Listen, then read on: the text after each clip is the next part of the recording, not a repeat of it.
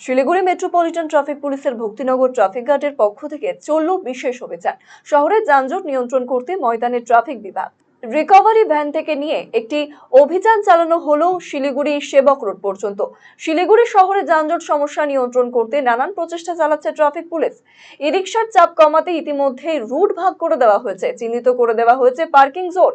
কিন্তু তা সত্ত্বেও ট্রাফিক পুলিশের কাছে অভিযোগ আসছিল, যত্রতত্র অনেকেই যানবাহন রাস্তার উপরে দাঁড় করিয়ে রাখছে। এই কারণেই হচ্ছে যানজট। এই সমস্যা মেটাতে আজ সকালে রিকভারি ভ্যান নিয়ে ময়দানে নামে ট্রাফিক পুলিশ। এই খবর ছড়াতে যানজট মুক্ত হয়ে যায় শিলিগুড়ি সেবক রোড। পুলিশের তরফ থেকে জানানো হয়েছে, অভিযানের প্রথম দিন তাই কোনো গাড়িকে আটক বা জরিমানা না করে তাদের সতর্ক করা হয়।